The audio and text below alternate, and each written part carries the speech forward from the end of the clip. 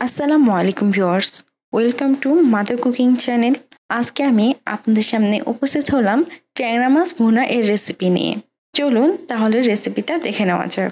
প্রথমে আমি চুলার উপর একটি কড়াই বসিয়ে দিয়েছি। তারপর দিয়ে দিচ্ছি সয়াবিন তেল 1/4 কাপ, দিয়ে দিচ্ছি পেঁয়াজ কুচি 1 কাপ। পেঁয়াজ কুচির পরিমাণটা আপনারা অবশ্যই একটু বেশি দেওয়ার চেষ্টা করবেন, এতে করে কিন্তু ট্যাংরা মাছের ভুনাটা খেতে বেশি ভালো লাগবে। দিয়ে দিচ্ছি কাঁচা মরিচ 5টি, আর এই কাঁচামরিচগুলোকে আমি এরকম মাছ বরাবর কেটে দিয়েছি। এখন আমি এই পেঁয়াজ ও কাঁচামরিচগুলোকে ফ্রাই করে নিব। আমি পেঁয়াজের কাঁচা গন্ধ চলে যাওয়া পর্যন্ত এই পেঁয়াজগুলোকে ফ্রাই করে নিয়েছি। আর এই সময় এই পেঁয়াজটা কিন্তু অনেকটা নরম হয়ে গিয়েছে। ঠিক এই সময়টাতে আমি দিয়ে দিব আদা ও রসুন থেতলানো 1 টেবিল চামচ। এখন আমি আদা ও রসুনের কাঁচা গন্ধ চলে যাওয়া পর্যন্ত এগুলোকে খুব ভালোভাবে ফ্রাই করে নিব। আমি বেশ কিছুক্ষণ সময় ধরে চুলার আঁচটা কমিয়ে এই আদা ও রসুন থেতলানোগুলো খুব ভালোভাবে ফ্রাই করে নিয়েছি। আর এই সময় কিন্তু আদা ও রসুনের কাঁচা গন্ধ প্রায় চলে গিয়েছে। এখন আমি চুলার আঁচটা একেবারে লো করে দিব। তারপর দিয়ে দিব হলুদের গুঁড়া 1 চা চামচ, মরিচের গুঁড়া 1/2 চা চামচ। যারা ঝাল খেতে বেশি পছন্দ করেন তারা কিন্তু ঝালের পরিমাণটা আর একটু বাড়িয়েও দিতে পারেন। দিয়ে দিচ্ছি ধনিয়া গুঁড়া 1 চা চামচ, লবণ পরিমাণ মতো।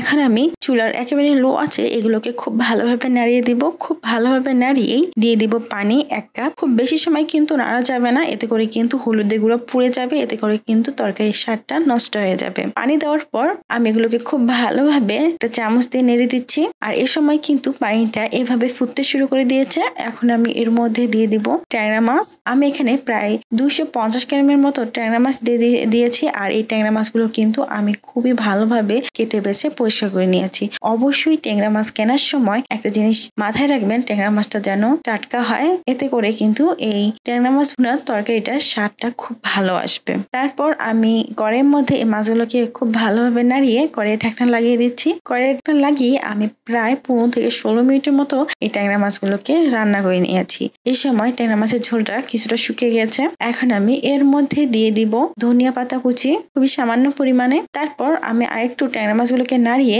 কড়াইয়ের ঢাকনা লাগিয়ে দিচ্ছি। আমি আরো 4 থেকে 5 মিনিটের মতো সময় কড়াইয়ের ঢাকনা লাগিয়ে এই ট্যাংরা মাছগুলোকে রান্না করে নিব। তারপর চুলাটা অফ করে দিব। তৈরি হয়ে গেছে ট্যাংরা মাছের ভুনা। প্রিয় দর্শক, এই ছিল আমাদের আজকের রেসিপি। মাদার কুকিং চ্যানেলের আরো এক্সাইটিং রেসিপি নিয়ে আপনাদের সামনে আবার উপস্থিত হব। ভিউয়ার্স, আপনাদের সকলকে অনেক অনেক ধন্যবাদ জানাচ্ছি পুরোটা সময় আমাদের সাথে থাকার জন্য। আমি উইশ করব আপনারা সবাই ভালো থাকবেন, সুস্থ থাকবেন এবং মাদার কুকিং চ্যানেলের সাথে থাকবেন। এই চ্যানেলে নতুন হয়ে থাকলে চ্যানেলটি সাবস্ক্রাইব করুন এবং ভালো লাগলে লাইক, কমেন্ট ও শেয়ার করুন। ধন্যবাদ।